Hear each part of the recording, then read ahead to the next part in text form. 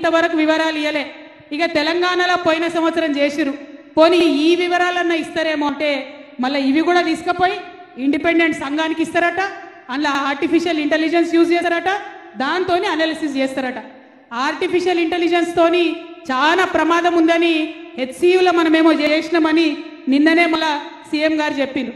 నాకైతే ఏమనిపిస్తుందంటే, ఇగో ఇది చూస్తుంటే ఆర్టిఫిషియల్ ఇంటెలిజెన్స్ అంటే ఏఐ అంటే ఆర్టిఫిషియల్ ఇంటెలిజెన్స్ కాదు, ఏఐ అంటే అనుమూల ఇంటెలిజెన్స్. ఏఐ అంటే అనుమూల ఇంటెలిజెన్స్.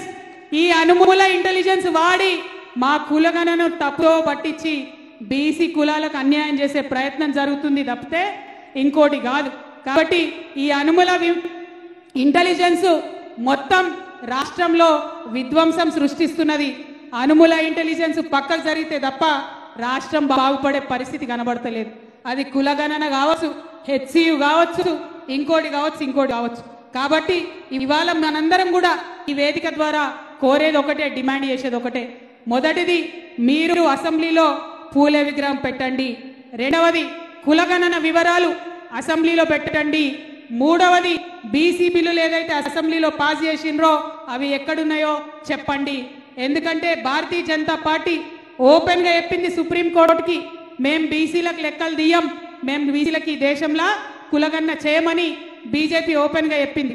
మరి ఆ పార్టీకి ఎట్లా ఒత్తిడి పెంచాలి? అది ప్రజా ఉద్యమాల ద్వారా ఒత్తిడి పెంచుదామా, రాజకీయ పరంగా ఒత్తిడి పెంచుదామా? మీరు ప్రజలకు జవాబు చెప్పండి. ఆ ఒత్తిడి పెంచడానికి మేమందరం కూడా సిద్ధంగా ఉంటాం. మీరు ఎక్కడికంటే అక్కడికి వస్తాం. మీలాగా ఢిల్లీలో దొంగ దీక్షలు మేము చేయం, నిజమైన దీక్ష చేస్తాం. ఇవాళ శాంపుల్ మాత్రమే. ఇక్కడ మనం ఓన్లీ పొద్దుగాలటి నుండి సాయంత్రం వరకే ఆకలి కూస్తున్నాం.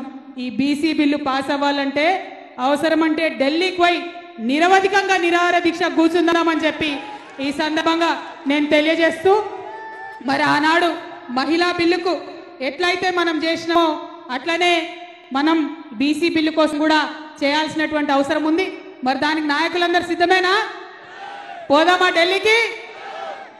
ఇవాళ today about the HCU issue, our honorable chief minister Mr. Anumula Revanth Reddy, he has constantly told everybody and the whole nation that many of the people here, including the students, have used artificial intelligence to create fake images and fake issues or fake videos. It is not the truth. We are saying it openly today on this public dais that it is not artificial intelligence which is hurting our state today. It is not artificial intelligence which is cheating the BCs today. It is not the artificial intelligence which is cheating the HCU students today.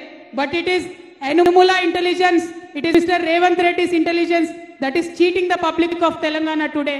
We want the whole country to know whatever happened in HCU, that is a fact. Whatever is happening here today, that is a fact. Rahul Gandhi ji talks about OBC empowerment, but today the OBC census that are done in Telangana are not true, and they are suppressing the demands of the OBC. So we are demanding OBC bill that was passed in the assembly should be immediately taken to Delhi. Thank you. Jai Telangana. Jai BC. మనము ఇదే జోష్ తోని సాయంత్రం 4 దాకా